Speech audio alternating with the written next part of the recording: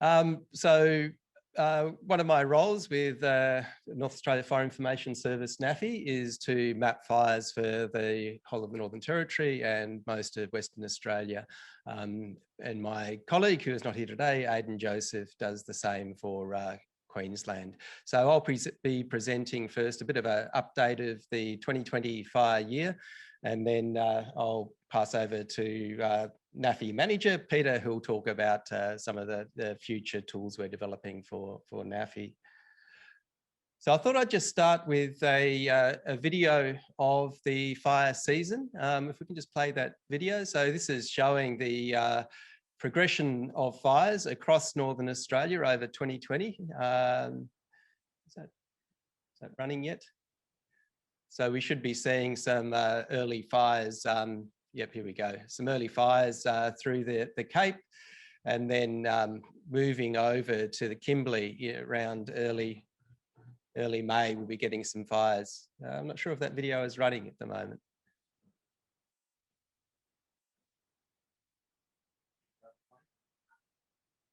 We'll just, yep, here we go. I've got the video going.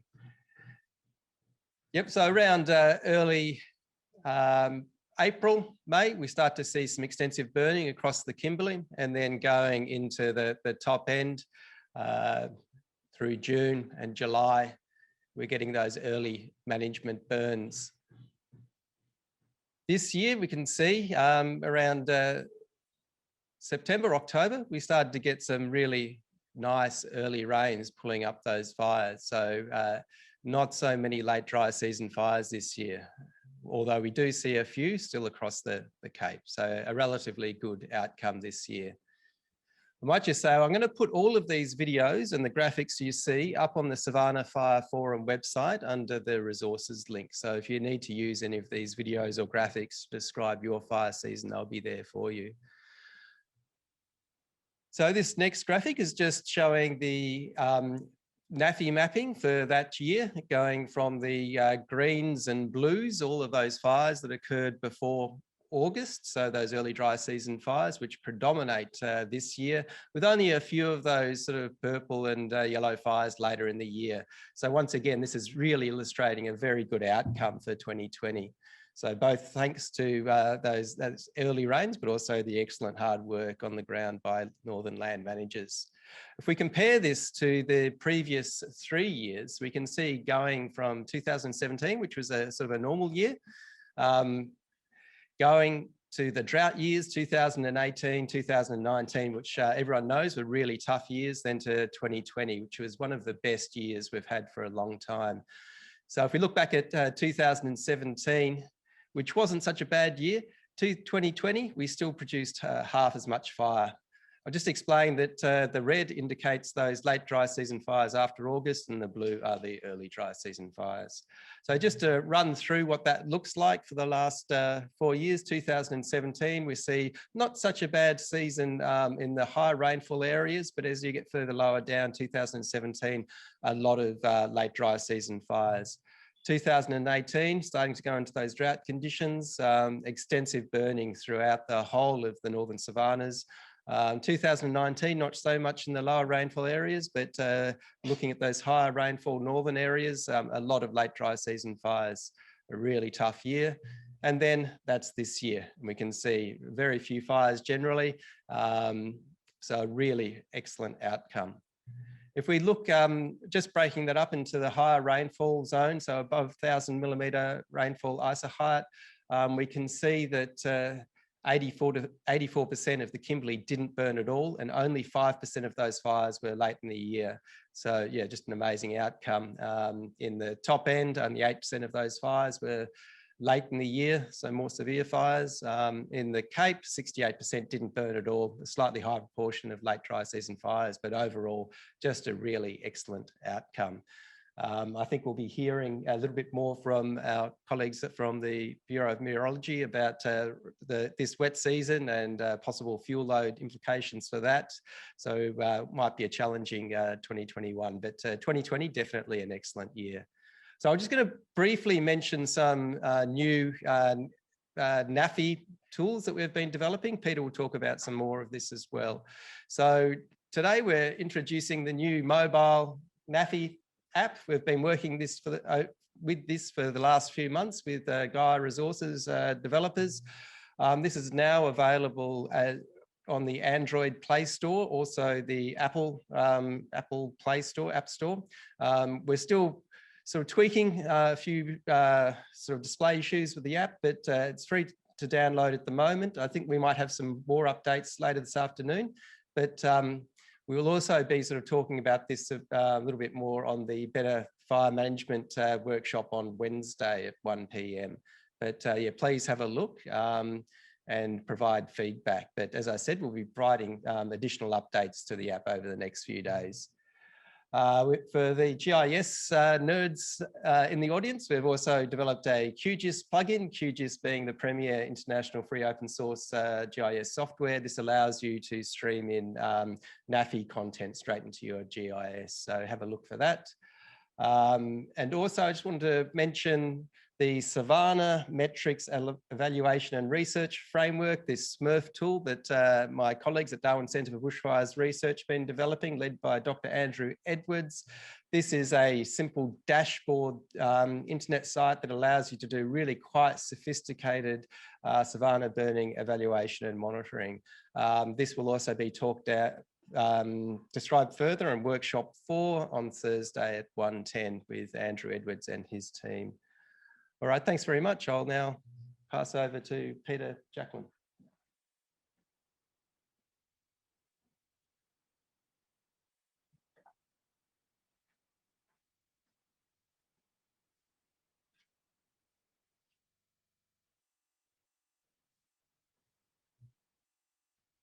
Thanks, Rohan. Everybody can hear me, I hope. Yeah, so I'll just briefly outline the future directions of NAFI over the next 3 to 5 years. But first of all, what I'll do is just go back to last year and look at the usage of the NAFI site. What we look at here is the usage of the map viewer, which is the map you land on the site. The 2020 usage is shown there in terms of map requests in green, and you can see it's dropped down compared to 2019 particularly. And as Rohan mentioned, that's because we had a pretty mild wildfire season last year. A lot of the activity on NAFI comes from monitoring wildfires in the late dry season. It was a pretty good year last year. So that drop's actually a good thing. And interestingly, in the early dry season, in the planned burn time of year, we actually had record usage of the map viewer. So usage is continuing to be strong when people are planning their burns.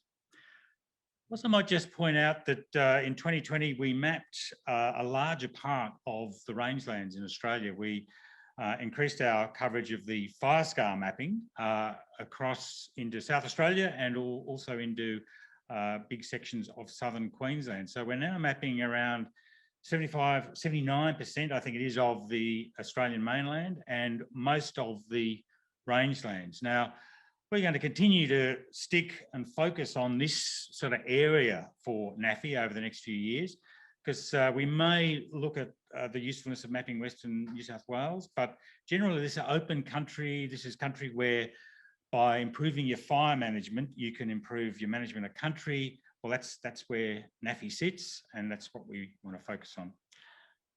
But one thing we do want to expand, again, as Rohan pointed out, is the platforms that you can see this fire information on. You mentioned the mobile app, and again, this is all about getting feedback on this first version of the app. So there's a link on that app that you can send us feedback on what you'd like to see, what you think of it. The other thing, of course, is the QGIS plugin is also mentioned. And these two things are really about trying to increase the portability of information, particularly for operational use, and increasing the ease of access for people who want to do their planning and their reporting, which is increasingly important as well. The other thing we want to do is to give people more choices in the fire mapping that they're seeing on the NAFI service. And increasingly important now are these high-resolution fire scar maps. A lot of people are now using them in Arnhem Land, across Kakadu, and in the Kimberley. And we want to, we need to get permission from the owners of these data sets, but they're produced by DCBR at CDU, and put them on NAFI. And we're already mapping high resolution fire scale maps for the Darwin region, for the fire agencies in the NT. And these are increasingly going to be useful, particularly for operational fire mapping. Another thing we're looking at is more hotspot sources. These are little dots you see, the locations of active fires. We're looking at an improved source of hotspots from the geostationary satellite. So that's another example of more fire mapping choices. Background maps is another thing we want to improve. They're pretty important, and the detailed background maps we have on NAFI at the moment, the topo maps as they're called, are in fact photos of paper maps. So they don't get updated all that often. So what we want to do is digitise those and improve them with feedback from people and with new layers. So that's one thing we're doing. We're also looking, and I was talking to our colleagues at the Bureau earlier, in getting some more useful layers from sources like the Bureau of Meteorology that helps people with their fire mapping, and that includes things like the radar layer. And we've had requests from that for quite a while now. And then another really important thing is building capacity. As far as NAFI goes, we have these 3-year plans. We don't know what the technology is going to be like in, say, 10 years, but we do know that if people are on country, that from decades in the future, they're going to be managing that country.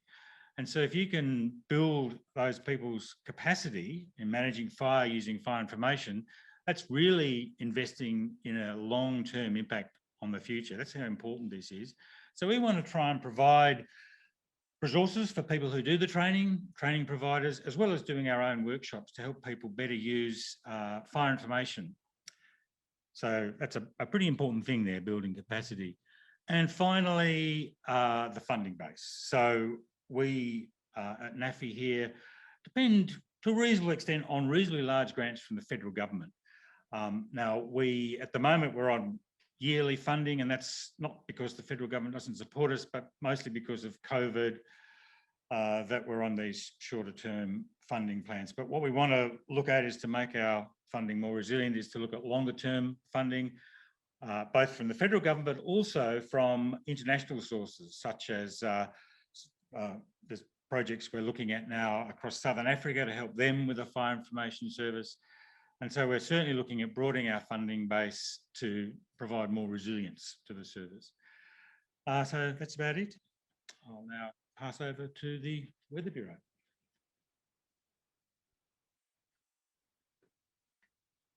Thank you very much to both Dr. Peter Jacklyn and to Rohan Fisher. Before I introduce our next speaker, or actually, it's a quick question that has come through from Ben Lewis, from one of our onliners. The question to either one of you: if 2020 was so great, why was it declared a national emergency? Hi, Ben. I think that was really referring to southern fire season. And as we should know up here, our southern fire conditions are quite different, and the sort of management we do is quite different as well. So whilst Southern Australia had one of the worst years, or probably the worst year on record, we had one of our best years. Thank you for that. So introducing our next speaker is Miss Sally Cutler, and she's from the Bureau of Meteorology, who is going to give us a summary of the fire weather in 2020 and the outlook for the season ahead. So don't forget to get your questions in to maximise all the amazing information that we're receiving today from our panellists. Thank you.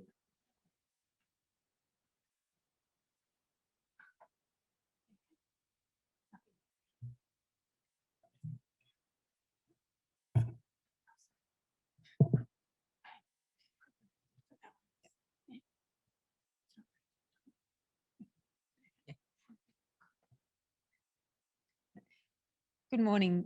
As Nova said, I'm Sally Cutler. I'm one of the forecasters in the Darwin office, and one of our roles is providing the forecast for the fire season, but also looking at what I provide as a summary of what's happened in the last season. or last wet season, dry season. So summary of the northern 2020 or the northern fire season for 2020. So looking at the weather side of things. Okay, the last wet season right across the north was pretty dry. But as you can see, there's large areas through the north that had very much below average rainfall, with areas over the top end with sort of lowest on record, along with some areas down through Central Australia. The dry season, whilst it might look good for some areas, the dry season is called the dry season because of basically the lack of rainfall, particularly over the western parts of the top end and the Kimberley. And so that rainfall that you can see that above average actually was due to tropical cyclone Lily that formed near East Timor during May. So we had a late cyclone which brought some rain at the beginning of the dry season. So that's not reflective of the dry season in total. The temperature anomalies, so this is how we've deviated from, or how we've sort of strayed from the average. As you can see, the top end was very, very much warmer than average in the maximums, minimums. The Kimberley might have been a little bit cooler than we've seen on average, but generally right across the north is being quite hot. And that's translated in those temperatures being very much above average to the highest on record for the maximums, with the minimum temperatures above average, but not quite as extreme across the top end in Cape York. The Kimberley in northern WA has had a slightly cooler temperature. And when we get some dry air, so what happened was we had the westerlies down sort of through the south of the continent, moved a bit north. So we had a bit more drier air through some of the areas. And when you get the dry air, we can warm up really quickly, but we can also cool down overnight. And as I mentioned, we had the easterly, so the highs a little bit further north. So it was actually a little bit windier across the southern parts or central parts of the NT into the Kimberley and through much of Queensland. The dry season, fire season, this is the forest fire index that we usually use, the grass fire index across the Northern Territory. So, but even so, we're still very much above average. So it's the fire dangers were higher. So despite not quite so many fires this year, we were still above with the fire dangers. So in summary, the Kimberley probably had they're the only region that actually had the lower minimum temperatures, but right across the top end, we were above average maximum temperatures. The rainfall, we had above average rainfall in the west, but as I said, that was mainly from tropical cyclone Lily at the end of just clipping into the beginning of the dry season. And we did have the fire dangers were above average. The wet season so far, it's, as you can see, totally different to what we were seeing previously. We had last wet season. We've had good rainfalls right across WA and through the Northern Territory, not quite so much through Cape York, but we have had the rainfall, above average rainfall so far right across most of Northern Australia. That's led to the soil moisture increasing. So there's a much sort of higher content of moisture in the soil, which will aid for field growth. That's for last year. Okay, the climate trends. So overall, we're seeing more rainfall across the top end and into the Barkly in the last 30 years. So despite having a couple of bad dry seasons, on average, we're looking at about 100 millimetres more in the north. And in the Barkly up to 60 millimetres more, about 60 millimetres more. And that's really about 10 to 15% increase we're seeing across those areas. The amount of rainfall in the northern wet season is going up, and that's reflected in that about 10% increase across the top end. We're also seeing an increased number of extreme heat events. So whilst you can get variation, the cooler temperatures. The extreme heat is those really hot days in the top, so 10% of the temperatures based on the 1910 to 2017 observations. And as you can see, so at the start of that graph, so about 1910, there's a few, but not that many. But as you get sort of towards after about 1990, the numbers are definitely increasing.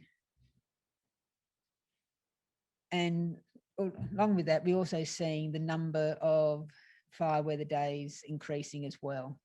So this is the change as it's just increasing across most of Australia. Okay, what's this season going to look like? We've got a number of climate drivers that will that's a broad scale of drivers that actually impact the weather. So we've got, most of you might have probably heard of the La Nina, El Nino weather patterns, and we're looking at La Nina at the moment, and that's increases or led to the wetter buildup. The trade flows to bringing that drier air through the southern parts, that has a bit more of an impact on the weather in the dry season, in our main fire season. And then you've also got the monsoon onset, or monsoon coming into the northern Australia, and the Indian Ocean dipole. And the Indian Ocean dipole, when it's in the negative phase, is when we see a lot more rain, particularly through central Australia. The La Nina continues across the Pacific, so we're expecting that to sort of continue for the next little while. The Indian Ocean dipole is currently neutral, and it doesn't have much impact at this time of year, but it is sort of looking down, sort of trending down towards more the negative side.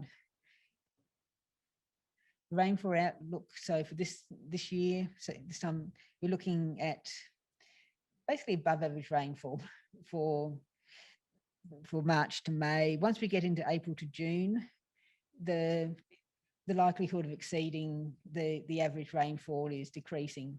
But then again, we do have very small rainfall totals, particularly once you get into that May-June period.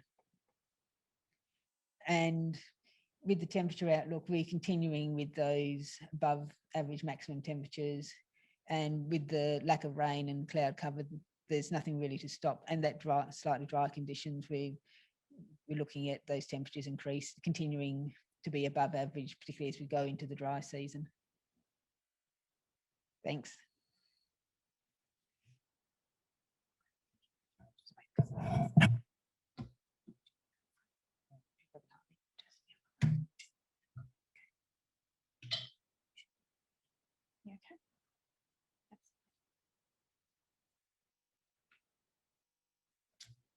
Thank you very much, Sally.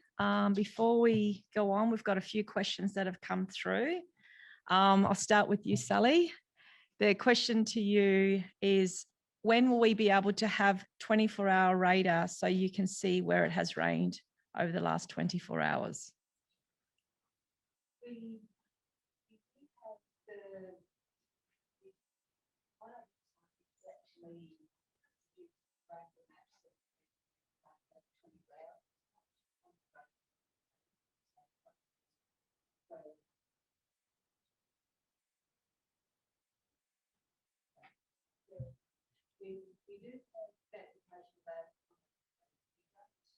Put it on the radar.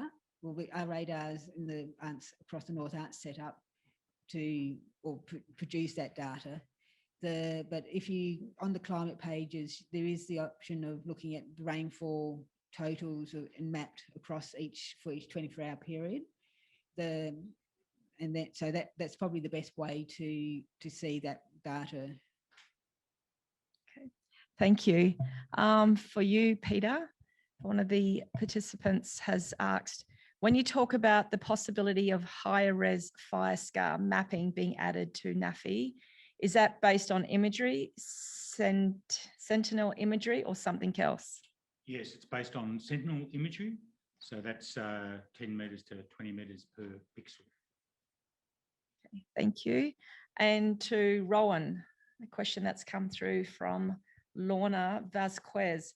Do you think it is a coincidence that the southeast side of the country had its worst fire season in record and the north one of its best? Could this be related to fire ranges shifting due to climate change? If it is, should fire management plans be contemplating this changing scenario? I think that's really more of a question for the Bureau than myself in terms of climate influences on the Northern versus Southern Australian fire year. But I do definitely think that all fire managers need to take into account changing climate conditions. As Sally mentioned, we do have quite serious issues in terms of fire management, both in Northern and Southern Australia going forwards. I guess the one big advantage we have in the North is the now quite long history of excellent fire management that really is giving us a good head start. Okay, thank you. From Mark, what is it, Sally? For Sally, can we get radar images on to NAFI? Okay. Yes, yes, we should be able to, and the technology is there. We just need to make sure that we can manage it adequately at our side. We don't impose too much of a workload there, but no, it should be possible. Okay, great. Thank you. They're all the questions that we had through at this moment in time. So thank you very much for your time and coming into the studio and sharing with us what you have today. It's greatly appreciated. Thank you.